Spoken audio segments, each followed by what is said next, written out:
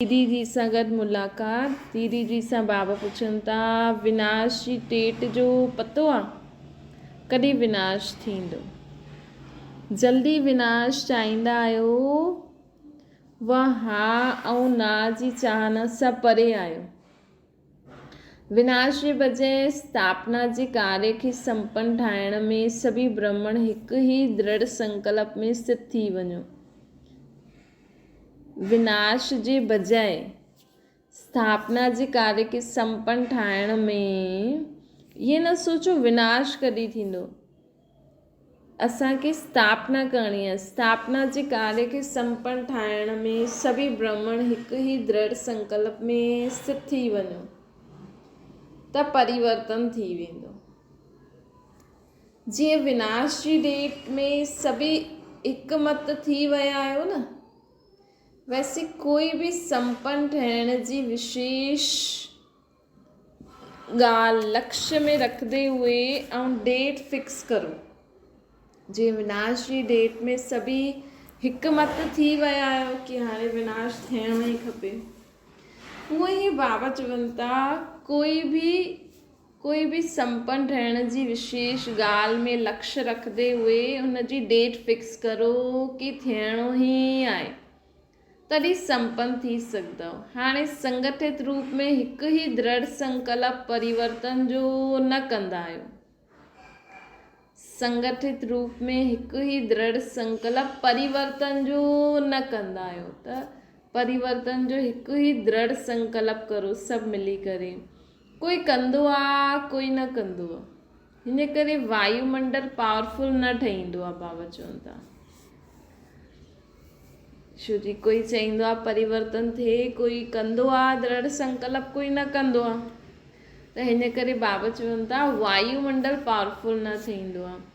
Minority थियण जे कारण जो कंदा आहियो हुनजो वायुमंडल में प्रसिद्ध रूप में ॾेखारे में न ॾींदो आहे। हिन करे हाणे अहिड़ो प्रोग्राम ठाहियो जो अहिड़ो विशेष ग्रुप जो कर्तव्य विशेष हुजे। दृढ़ संकल्प सां कंहिंखे करे ॾेखारियो। जे शुरू में पुरुषार्थ जे उत्साह खे वधाइण लाइ ग्रुप्स ठाहींदा हुआसीं न, पुरुषार्थ जी रेस कंदा हुआ, हिक ॿ खे सहयोग ॾेई करे उत्साह वधाईंदा हुआ, उहो हाणे अहिड़ो तीव्र पुरुषार्थी ग्रुप ठाहियो जो ये पंहिंजो बीड़ो उठाए कि चईंदासीं जो चईंदासीं उहो ई कंदासीं, करे ॾेखारींदासीं। जे शुरू में बाप सां पवित्रता जी प्रतिज्ञा कई कि मरदासीं मिटदासीं, सहन कंदासीं, मार खाईंदासीं, घर छॾे ॾींदासीं, लेकिन पवित्रता जी प्रतिज्ञा सदा कायम रहंदी। अहिड़ी शेरनिन जे संगठन स्थापना जे कार्य में निमित ठही करे ॾेखारियो।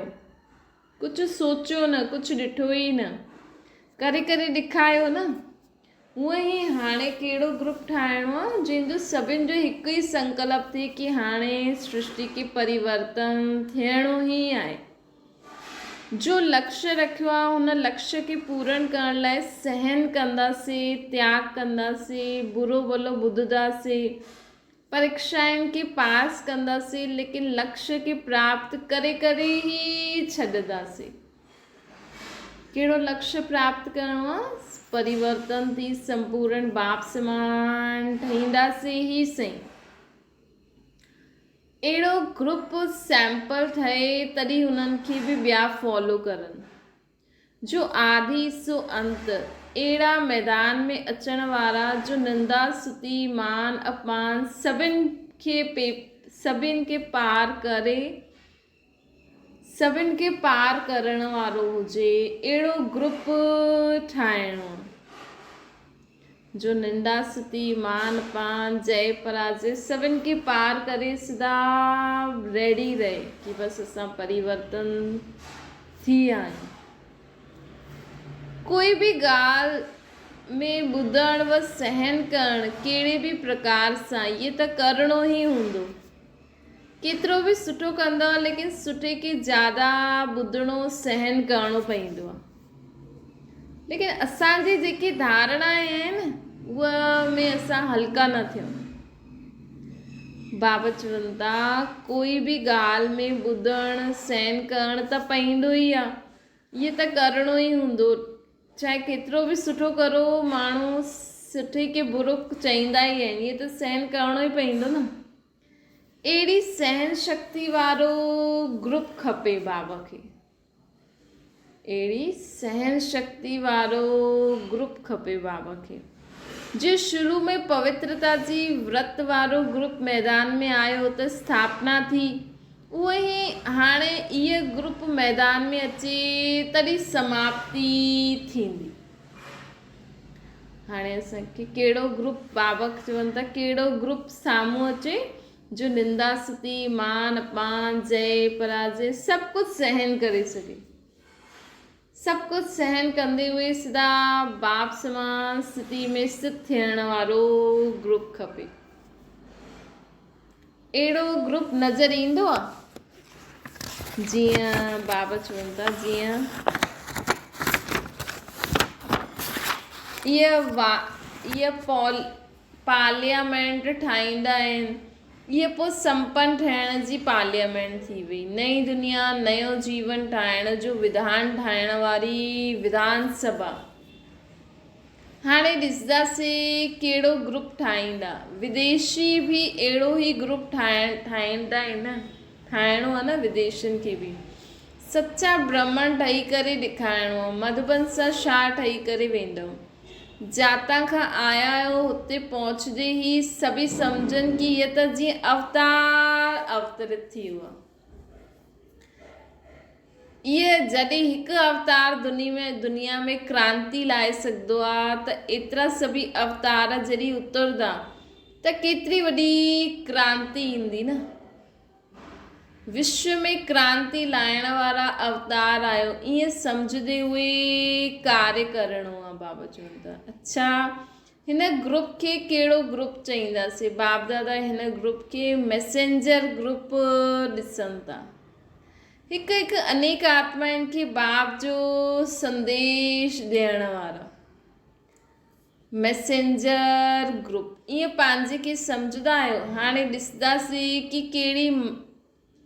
कहिड़ो माली कहिड़ो फूल लाहींदो आहे। बाबा हाणे ॾिसंदा कहिड़ो माली कहिड़ो फूल लाहींदा ऐं केतिरो वॾो गुलदस्तो तयारु कंदा। सॼे माली पंहिंजे मालिक खे ॾाढो प्यार सां गुलदस्तो ठाहे करे पेश कंदो आहे न। त बाबा चईंदा आहिनि त बाप बि ॾिसंदा कि तव्हां सभु मालियूं केतिरा आत्माउनि खे फूल मुआफ़िक ठाहे करे बाप दादा वठी था अचो। ॿुधायो न बाबा कल्ह, इसेंस वारो खपे, खुशबूदार खपे, रूहानियत जी इसेंस हुजे। रूहानियत जी इसेंस कॾहिं ईंदी जॾहिं असां सदा यादि रखंदासीं कि मां आत्मा हिन साकार दुनिया में आई आहियां, मुख सां ॻाल्हायां थी। पंहिंजे खे माली सम्झंदा आहियो, एतिरा सॼो तयारु थी वेंदा त विश्व जो कल्याण थी वेंदो। बाप दादा जी ये ही उम्मीद आहे। सभी पांडव कल्प पहिरों जी तरह पंहिंजी ऊंची स्टेज के प्राप्त कंदे हुए देह अभिमान सां पूर्ण रीति गली विया आहियो। जीअं पांडवनि खे ॾेखारींदा आहिनि न पहाड़ ते गली आहे अर्थात समाप्ति आहे, ईअं देह अभिमान जी स्थिति सां समाप्त थिया आहियो। हाणे पूरे पांडव समान मरजी विया,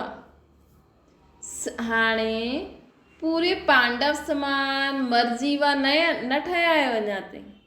बाबा चवनि था पूरे पांडव समान मरजी विया न ठहिया आहियो। मरजी विया अर्थात देहभान सां मरण, त मरजी विया ठहिया आहियो। मरणो त मरणो हाणे मरिया आहियो। बाबा पुछनि था मरणो त मरणो हाणे मरी विया आहियो, ईअं थींदो आहे छा? असांखे कहिड़ो माण्हू आहे, असांखे पुराणी दुनिया सां पुराणे स्मृति सां मरणो आहे। त बाबा चवंदा आहिनि हिकु स्थान ते मरण ॿियो स्थान ते जीअण थींदो आहे। ये सभु थींदो रहंदो आहे न। हिते बि देह अभिमान सां मरण ऐं देही अभिमानी में जीअणो आहे। देह अभिमान सां मरण ऐं देही अभिमानी सां जीअणो आहे। हिन में केतिरो टाइम खपे? कम से कम 6 मास त थी विया न। पांडव प्रसिद्ध आहे न ऊंची स्टेज खे प्राप्त करण वारा। हिन करे पांडवनि जो शरीर लंबा लंबा ॾेखारींदा आहिनि। शरीर न, लेकिन आत्मा जी स्टेज ऊंची आहे। त उहो ई पांडव आयो न। तीव्र पुरुषार्थी जो सहज साधन कहिड़ो आहे? स्वयं में असां तीव्र पुरुषार्थ करूं। हुनजो सहज साधन आहे दृढ़ संकल्प। दृढ़ संकल्प करण सहज साधन आहे। देही अभिमानी ठहण लाइ बि दृढ़ संकल्प करणो आहे कि मां शरीर न आहियां, मां आत्मा आहियां। तो ये दृढ़ संकल्प करो, मां शरीर न आहियां, मां आत्मा आहियां। संकल्प में दृढ़ता न त कोई भी ॻाल्हि में सफलता न मिली सकती। संकल्प में अगर दृढ़ता न आहे त कोई भी ॻाल्हि में सफलता न मिली सकती। कोई भी ॻाल्हि में जॾहिं दृढ़ संकल्प रखंदा आहियो तॾहिं ही सफलता मिलंदी आहे। दृढ़ संकल्प वारो ही माया जी थींदो आहे न। दृढ़ संकल्प वारो ही माया जी थींदो आहे। माया सां हार खाइण वारा त न आहियो न। जॾहिं माया खे परखंदा न आहियो तॾहिं धोखो खाई वठंदा आहियो। त असां माया सां कॾहिं हारजी वेंदा आहियूं जॾहिं असां हुनखे परखंदा न आहियूं। परखण वारो कॾहिं धोखो न खाई सघंदो। लकी आयो जो प्राप्ति खां पहिरियों वरसो वठण जो अधिकार प्राप्त थियो आहे। लकी आयो जो प्राप्ति खां पहिरियों वरसो वठण जो अधिकार प्राप्त थियो आहे। जॾहिं ख़ुशियुनि जो सागर बाप ठहियो आहे त केतिरी ख़ुशी हुजणी खपे। अप्राप्ति छा आहे जो ख़ुशी गायब थी वञे। जाते प्राप्ति हूंदी आहे हुते ख़ुशी अवश्य हूंदी आहे। अल्पकाल जी प्राप्ति वारो भी ख़ुशि थींदो आहे न। बाबा चवनि था अल्पकाल जी प्राप्ति वारो भी ख़ुशि थींदो आहे। त सदाकाल जी प्राप्ति वारनि खे सदा ख़ुशि रहणो खपे। कॾहिं कॾहिं ख़ुशि रहंदव त अंतर थी वेंदो। ज्ञानी अर्थात सदा ख़ुशि। अगरि असां चऊं था कि असां बाबा खे यादि कंदा आहियूं, ज्ञान ॿुधंदा आहियूं त असांखे जीवन में सदा ख़ुशि रहणो खपे। अज्ञानी अर्थात कॾहिं कॾहिं ख़ुशि थियण वारा। त अगरि असां सदा ख़ुशि रहंदा आहियूं तॾहिं मञदा बाबा दिलि सां ख़ुशि थियणो आहे, ॿाहिरां खां न। तॾहिं बाबा मञदा कि हा तव्हां ज्ञानी योगी तूं आत्मा आहियो। त सदा ख़ुशि रहण जो दृढ़ संकल्प करे करे वञिणो आहे। कुझु बि थी वञे, छा बि ॻाल्हि अची वञे, लेकिन असांखे सदा ख़ुशि रहणो आहे। हाणे बाबा टीचर्स सां ॻाल्हाइनि था। टीचर्स अर्थात फ़रिश्तो। टीचर जो कमु ई आहे पंडो ठही करे यात्राउनि खे ऊंची मंज़िल ते वठी वञणु। टीचर अर्थात फ़रिश्तो। टीचर जो कमु ई आहे पंडो ठही करे यात्रियुनि खे ऊंची स्टेज ते मंज़िल ते वठी वञनि। ऊंची मंज़िल ते केरु वठी सघंदो आहे? जो स्वयं फ़रिश्तो अर्थात डबल लाइट हूंदो। ऊंची मंज़िल ते केरु वठी वञी सघंदो आहे? जो जॾहिं असां ई हल्का न हूंदासीं, असां ई कंहिं न कंहिं ॻाल्हि में फसियल रहंदासीं, ईअं कंदो आहे, ईअं कंदो आहे, ईअं नथो करे, ईअं नथो करे।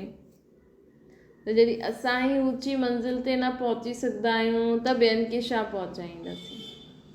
हल्को ई ऊंचो वञी सघंदो आहे न, भारी हेठि अची वेंदो आहे। टीचर जो कमु आहे ऊंची मंज़िल ते वठी वञणु।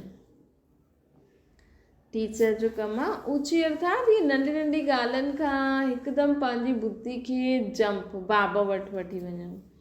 जो ख़ुदि छा कनि त ख़ुदि छा कंदव? फ़रिश्तो थींदव न। अगरि फ़रिश्तो न त ख़ुदि बि हेठि रहंदव, ॿियनि खे बि हेठि लाहींदव। पंहिंजे खे फ़रिश्तो अनुभव कंदा आहियो, बिल्कुलु हल्को, कोई टाइटनेस न। मतलब कोई खींचातानी न कंहिं ॻाल्हि जी, छो छा कीअं हीअं वीअं, हिकदमि हल्को। देह जो बि बोझ न, मिट्टी बोझ वारी हूंदी आहे न, देह भान बि मिट्टी आहे न, जॾहिं हिन जो भान आहे त भारी रहंदासीं। हिन में हिन खां परे हल्को अर्थात फ़रिश्तो थींदो, त देह जे भान सां बि हल्कोपन, असांखे देह जो भान बि न रहे। मां आत्मा ऐं बाबा, ॿियो कोई आत्मा संकल्प में बि न अचणी खपे, ॿियो कोई ॻाल्हि संकल्प में बि न अचणी खपे। अगरि अचे थी, सम्झो कोई गेट ते बार बार नॉक करे थो ऐं उहो असांजे कम जो माण्हू न आहे, त असां हिन जी तरफ़ ध्यानु ॾींदासीं, वॼाए वॼाए करे हली वेंदो। त उहे ई बाबा चवनि था, मन में संकल्प, व्यर्थ संकल्प जो नॉक नॉक नॉक नॉक थींदो रहंदो, लेकिन असांजे कम जो ई न आहे, त असां हुन ते छो ध्यानु ॾियूं। जॾहिं हिन जो भान, जॾहिं देह भान बि हिकु मिट्टी आहे, जॾहिं हिन जो भान आहे त भारी रहंदो, इन सां परे हल्को अर्थात फ़रिश्ता थींदो, त देह भान सां बि हल्को, देह जे भान सां परे, त ॿिया सभई ॻाल्हियुनि सां स्वतः ई परे थी वेंदा। बाबा चवनि था देह भान सां परे थी वेंदासीं न, त ॿिया सभी ॻाल्हियुनि सां स्वतः ई परे थी वेंदो। फ़रिश्तो अर्थात बाप जे साथ सभी रिश्ता निभाइण वारा, पंहिंजी देह सां गॾु बि रिश्तो न आहे। हीअ देह बि बाबा खे ॾेई छॾी न, हाणे असांजी हिन देह सां बि रिश्तो न आहे। हीअ देह त कल्ह बाबा चई न, हीअ देह त हिकु स्टेज आहे, असां हिन स्टेज ते अची करे पंहिंजो पाठ वॼाए हली था वञूं मथे वापसि बाबा वटि। बाप ॾिनल, बाप जो ॾिनल उहो तन बाप खे ई ॾिनो न, पंहिंजी वस्तु ॿिए खे ॾिबी आहे त पंहिंजो रिश्तो ख़तमु थी वेंदो आहे। अगरि असां कंहिंखे ॾेई छॾी, कंहिंखे विकिणी छॾी, त असांजो संबंध ख़तमु थी वेंदो आहे। जॾहिं हिसाबु किताबु बाप सां आहे, ॿियो कंहिंसां बि न आहे। हाणे तव्हां सां वियां, तव्हां सां ॻाल्हायां, तव्हां सां ई गॾु सभु कर्म करां, त लेन देन सभु खातो बाप सां ई आहे न। जॾहिं हिकु बाप सां सभु खाता थिया, तॾहिं त ॿिया खाता ख़तमु थी वेंदा न। बाबा चईंदा आहिनि टीचर्स अर्थात जंहिंजा सभु खाता बाप सां हुजनि, अर्थात सभु रिश्ता बाप सां हुजनि। हर ॻाल्हि में पहिरियों बाबा यादि अचे, बाबा कोई पिछलो खातो न, सभु ख़तमु। हिनखे चइबो आहे तव्हां सां ई विया, तव्हां सां ई खायां, त लेन देन सभु खाता बाप सां थिया न। बाबा चवनि था लेन देन सभु खाता बाप सां ई थिया न। जॾहिं हिकु बाप सां सभु खातो थियो, त सभी खाता ख़तमु थी विया न। जॾहिं हिकु बाप सां ई सभु खाता आहिनि, त सभु खाता ख़तमु थी विया। टीचर अर्थात जंहिंजा सभु खाता बाप सां, सभु रिश्ता बाप सां, कोई पिछलो खातो रहियो ई न। जॾहिं बाप जा ठहिया त पिछलो खातो सभु ख़तमु। इनखे चइबो आहे संपूर्ण बेगर। बेगर जो कोई बैंक बैलेंस न हूंदो आहे। हाणे असांजो कंहिंसां कोई बैंक बैलेंस आहे, असां त संपूर्ण बेगर आहियूं। खातो न, कोई रिश्तो न, न के व्यक्ति सां, न के वैभव सां, सभु खाता समाप्त। निमित मात्र असां शरीर खे असांखे खाराइणो आहे, निमित मात्र इहे सभु करिणो आहे, बाक़ी असांजो कोई कंहिंसां खातो रहियो न। पिछले कर्मनि जे खाते में कोई बि बैलेंस न रहणो खपे कि मां हिनखे ईअं ॾिनो, मां हिनखे ईअं ॾिनो। हिन में सां या बाबा त हिते कहिड़ो बैलेंस थो चए, जेको बि असांजो हिसाबु किताबु हूंदो आहे न। हाणे सभिनि सां गॾु आत्मा आत्मा भाव भाव जो नातो, बाक़ी ॿियो कोई खातो न, न के व्यक्ति सां, न के वैभव सां, सभु खाता समाप्त। पिछले कर्मनि जो खातो, जीअं सभु पहिरियों जीअं कर्म कंदा हुआसीं न, हुन कर्मनि जे खाते खे समाप्त करणो खपे। त अहिड़ी चेकिंग करणी आहे। त अॼु चेक कजो, असांजा सभु रिश्ता बाबा सां आहिनि। असां सभिनि खे हाणे बाबा जो ॿार सम्झी करे संबंध में ईंदा आहियूं, या अञा ताईं मुंहिंजो आहे। त तॾहिं असां करूं था।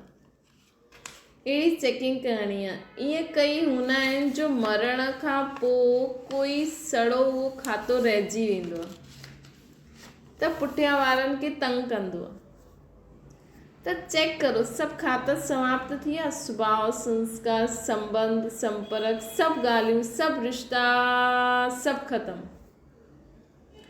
बसि मां आत्मा मुंहिंजो बाबा, बाक़ी सभु ॻाल्हियूं ख़तमु। पोइ ख़ाली थी वेंदव। जॾहिं एतिरो हल्को ठही वेंदव तॾहिं पंडो ठही ॿियनि खे बि असां ऊचो उठाए सघंदासीं। त सम्झो टीचर खे छा करिणो हूंदो आहे, सम्झो टीचर खे छा करिणो हूंदो आहे, छा करिणो हूंदो आहे, सभु खाता बाबा सां गॾु करणा आहिनि। हाणे टीचर ठहिणु सहज आहे न, मुश्किल आहे। टीचर ठहिण बि बाप समान ठहिणु थियो त जो टीचर जी सीट वठंदो आहे, त जो टीचर जी सीट वठंदो आहे उहो बाप समान ठही वेंदो आहे। टीचर जी सीट कीअं वठणी आहे, बुद्धि सां। असांजी मन बुद्धि संस्कार बाप समान हुजणु खपनि। असांजी आत्मिक स्थिति टीचर जीअं हुजणी खपे। असांजी टीचर जीअं अर्थात सदा हल्को, तॾहिं त असां ॿियनि खे बि उड़ाए सघंदा आहियूं न। अगरि असां सदा हल्को रहंदासीं त ॿियनि खे बि तॾहिं ई असां उड़ाए सघंदासीं, न त टीचर ख़ुदि ई न उड़ी सघंदो त ॿियनि खे कीअं उड़ाए सघंदो। टीचर ठहिण बि बाप समान ठहिणु थियो त टीचर जी सीट वठिणो आहे उहो बाप समान ठहींदो आहे। टीचर ठहींदे अर्थात ज़िम्मेवारी जो संकल्प वठणु, त बाप बि एतिरो सहयोग ॾींदो आहे न, त जेतिरी ज़िम्मेवारी वठंदा आहियो ओतिरो ई बाप सहयोग ॾियण जो ज़िम्मेवार आहे।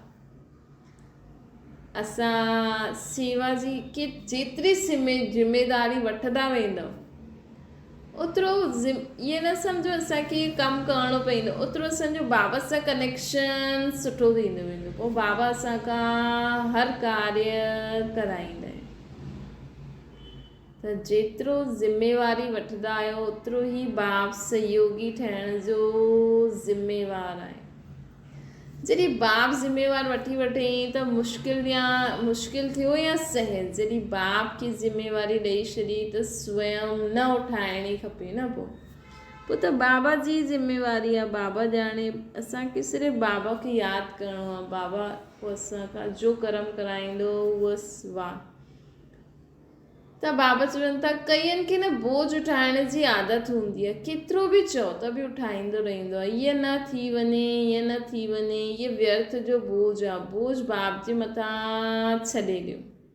बाप जो ठही बाप जे मथां छॾण सां सफलता ज़्यादा मिलंदी आहे। बाप जो ठही करे बाप जे मथां छॾण सां सफलता ज़्यादा मिलंदी आहे, उन्नति भी ज़्यादा है, सहज थी वेंदो आहे। टीचर जो बाप दादा सां प्रिय आहे, टीचर्स त बाप दादा खे प्रिय आहिनि। छो? पोइ बि हिमत रखी सेंटर ते वेहींदा आहिनि, मुरली ॿुधाईंदा आहिनि। टीचर सेंटर ज़िम्मेवारी हिमत करे सेंटर संभाले वेठियूं आहिनि। एॾी सारी टीचर्स हिमत करे एॾी सारी टीचर्स सेंटर संभाले वेठियूं आहिनि। त बाबा चवंदा आहिनि कि टीचर्स सां न बाप दादा खे ॾाढो स्नेह हूंदो आहे, ॾाढी प्रिय लॻंदियूं आहिनि टीचर्स। छो जी पोइ बि ज़िम्मेवारी खणी करे कार्य करनि था थियूं, हिमत रखी करे ज़िम्मेवारी निभाइनि था थियूं। बाप दादा हिमत ॾिसी हर्षित थींदा आहिनि। बाप दादा हिमत ॾिसी हर्षित थींदा आहिनि, लेकिन हिम्मतहीन ॾिसी आश्चर्य भी खाईंदा आहिनि। टीचर्स खे शो छा जे क्वेश्चन में न वञिणो खपे, न त तव्हांजी क्यू कतार बि ईअं थी वेंदी। टीचर अर्थात सदा फुल स्टॉप जी स्थिति में स्थित रहण वारा, क्वेश्चन वारा प्रजा में अची वेंदा आहिनि। ये शो थियो, हाणे छा थींदो, कीअं थियो, हर ॻाल्हि में कल्याण, हर ॻाल्हि में कल्याण आहे। बाबा चवनि था ये सम्झो, हर ॻाल्हि में कल्याण। तव्हां कंहिंखे कमु चओ था उहो न बि थो करे, हुन में बि कल्याण सम्झो, उनजो बि भलो थिए। तव्हां त पंहिंजी ज़िम्मेवारी निभाई, हुन आत्मा खे इशारो ॾिनो, उहो नथो करे त असांखे अगरि करिणो आहे त करे वठो। सम्झो तव्हां हिकु ई घर में रहो था, हिकु ई कंहिं संगठन में कमु था करो, तव्हांखे लॻे थो हिन जो कमु आहे, तव्हां हुनखे ॿुधायो बि, उहो नथो करे त हाणे इसमें असां छा करूं। तव्हां करे सघंदा आहियो त करो, न त फालतू जा संकल्प न अचणा खपनि। बाबा चवनि था जेको क्वेश्चन कंदो उहो प्रजा में अची वेंदो। फुल स्टॉप अर्थात राजन। जॾहिं असां फुल स्टॉप लॻाए छॾींदासीं न मन में हर व्यर्थ संकल्प खे, तॾहिं त असांजे मन में बाबा जी यादि जो संकल्प ईंदो, तॾहिं त असांजी बुद्धि मथे परम धाम में टिकंदी, तॾहिं त असां पूरे विश्व खे सकाश ॾेई सघंदासीं न। पूरी विश्व खे सकाश ॾियण वारो ई त विश्व महाराजन विश्व महारानी ठहींदा न। त बाबा चवनि था क्वेश्चन वारनि खे कॾहिं अतीन्द्रिय सुख बि न थी सघंदो आहे। जेका क्वेश्चन वारा हूंदा आहिनि न उन्हनि खे कॾहिं अतीन्द्रिय सुख बि अनुभव न थी सघंदो आहे। हिन करे टीचर्स जी विशेष धारणा छा आहे, फुल स्टॉप। जेका बि बाबा जा ॿार, बाबा निमित टीचर्स जे लाइ चवनि था, लेकिन असां सभु आहियूं। अॼु बि बाबा चई न अर्जुन ऐं भील जो मिसाल, त हीअं न सम्झो घर गृहस्थी में रहण वारा अॻियां न निकिरी सघंदा आहिनि। अर्जुन अर्थात बाबा जे घर में सेंटर ते रहण वारो, भील अर्थात ॿाहिरि घर गृहस्थी में रहण वारो। त ही कहानी जेकी ठहियलु आहे कि भील उन खां बि तिखो हली वियो, त इहा कहानी यादि रखो त तव्हांखे कॾहिं बि न लॻंदो कि असां त गृहस्थी में रहंदा आहियूं, इहे त सेंटर में रहंदा आहिनि। कोई बि किथे बि वेही करे अॻियां निकिरी सघंदो आहे। बाबा त चवंदा आहिनि 7 ॾींहंनि जो कोर्स करो, पोइ पंहिंजो अभ्यास कंदा रहो। टीचर अर्थात इन्वेंटर बुद्धि, प्रोग्राम प्रमाणी सिर्फ़ु हलण वारा न, खुद भी कुछ न कुछ नयो इन्वेंट करो। कुछ सोचो, हाँ ईअं करे सघंदा आहियूं, ईअं करे सघंदा आहियूं, ईअं करे सघंदा आहियूं, त खुद भी कुछ न कुछ प्रोग्राम बाबा की बाबा हीअं सेवा करूं, बाबा हीअं सेवा करूं, बाबा हीअं सेवा करूं। खुद भी कुछ न कुछ बाबा के संकल्प ॾींदा रही न। प्रकाश मनी दादी बाबा खां पोइ एॾो यज्ञ कीअं अॻियां वधाई, ईअं ई प्रकाश मनी दादी के सेवा जा ॾाढा संकल्प ईंदा हुया, हीअं करूं, हीअं करूं, हीअं करूं। त भले पोइ बाबा खे ॿुधाईंदा हुया, बाबा खां पुछंदा हुया, बाबा जी मदद सां हाणे बाबा अव्यक्त में भी मदद ॾियनि था न। तव्हां सोचो बाबा हीअं सेवा करूं, हीअं सेवा करूं, हीअं सेवा करूं, पोइ बाबा जी यादि में पंहिंजे निमित टीचर्स खे ॿुधायो ऐं सेवा करो, तॾहिं असां टीचर ठही सघंदासीं। इन्वेंशन करण वारा, छा अहिड़ी नई ॻाल्हि कढूं जो सहज ज़्यादा से ज़्यादा खे संदेश पहुची वञे। अॼु बि बाबा सुबुह जो बि चई न कोई युक्ति कढो सेवा जी। हाणे शिवरात्रि अचे थी त तव्हां कोई न कोई अहिड़ो प्लान सोचो जंहिंसां तव्हांजे मोहल्ले वारे खे त पूरो संदेश मिली वञे, तव्हांजे रिश्तेदारनि वारनि खे संदेश मिली वञे। त हीअं पंहिंजे घर बि कोई प्रोग्राम करे सघंदा आहियो, पंहिंजे रिश्तेदारनि खे सॾु करे सघंदा आहियो, पंहिंजे मोहल्ले वारनि खे सॾु करे सघंदा आहियो। त हीअं बाबा चवनि था टीचर्स अर्थात कोई नई ॻाल्हि कढण वारो, त सहज ऐं ज़्यादा से ज़्यादा संदेश पहुची वञे। हिन इन्वेंशन इहा इन्वेंशन हर हिक खे कढणी खपे। ये इन्वेंशन हर हिक खे कढणी खपे। अच्छा, ओम शांति। बाबा की यादि करो।